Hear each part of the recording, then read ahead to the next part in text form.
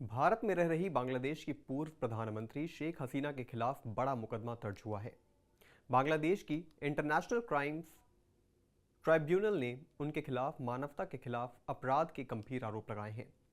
Bangladesh media में छपी reports के मुताबिक हसीना पर आरोप है कि उन्होंने पिछले साल देश भर में हुए देश विद्रोह के दौरान नरसंहार का आदेश दिया था।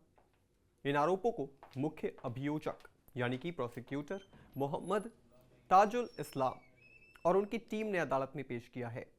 चलिए आज जानते हैं इन आरोपों में कितनी सच्चाई है। साथ ही ये भी जानते हैं कि नोबेल पीस प्राइज जीत चुके मोहम्मद यूनुस पीस के कितने बड़े वकील हैं। पर उससे पहले आयोन भारत को सब्सक्राइब कर लीजिए। नमस्कार, मैं हूं आपके साथ स्नेही श्रेयस।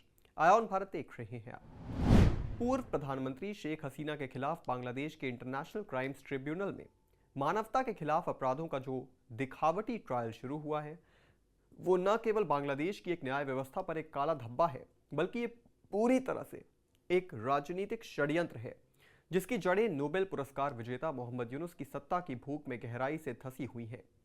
रविवार को आईसीटी में चीफ प्रोसिक्यूटर ताजुल इस्लाम द्वारा दर्ज किए गए आरोप, जिनमें कहा गया कि जुलाई 2024 में विरोध प्रदर्शन में 1500 से अधिक लोग मारे गए और 25,000 से ज्यादा लोग घायल हुए, असल में हसीना सरकार को बदनाम करने के लिए तैयार की गई एक प्री प्लान्ड स्क्रिप्ट का हिस्सा है। ये वही यूनुस हैं जिन्हें शेख हसीना ने सरकारी कर्ज योजनाओं में भ्रष्टाचार के कारण घोटालेबाज कहा था और जिन्हें बांग्लादेश की जनता ने कभी वोट नहीं दिया, लेकिन वो पर्दे के पीछे से सत्ता का नियंत्रण हासिल करने की कोशिश में लगे रहे। हसीना के खिलाफ ट्रिब्यूनल की जांच एजेंसी ने 12 मई को जो रिपोर्ट सौंपी थी, वो एक तरफा, साजिशनुमा और गहरी राजनीतिक बदले की भावना से प्रेरित थी। हैरान करने वाली बात यह है कि इस रिपोर्ट में जमात उद दावा जैसे प्रतिबंधित आतंकी संगठन के बयानों को सबूत के तौर पर पेश किया गया, जिसके सदस्यों सैफुल्लाह कसूरी और मुजम्मिल हाशमी ने खुलेआम लाहौर में भाषण देकर दावा किया कि उन्होंने बांग्लादेश में सरकार विरोधी आंदोलन में हिस्सा लिया और शेख हसीना को सत्ता से मिटाने की भूमिका निभाई। क्या एक लोकतांत्रिक राष्ट्र की न्याय प्रणाली इन आतंकियों के बयान पर भरोसा कर सकती है? क्या यही है बांग्लादेश की न्यायिक सच्चाई? ये एक सोची समझी साजिश थी जिसमें यूनुस की भूमिका स्पष्ट रूप से दिखाई देती है। कई अंतर्राष्ट्रीय रिपोर्ट जैसे कि 2024 में पब्लिश्ड डेमोक्रेसी अंडर सीज इन बांग्लादेश ने इस बात पर जोर दिया है कि कैसे बांग्लादेश में न्यायिक प्रक्रियाएं राजनीतिक दबाव में काम कर रही हैं और हसीना को जानबूझकर निशाना बनाया जा रहा है।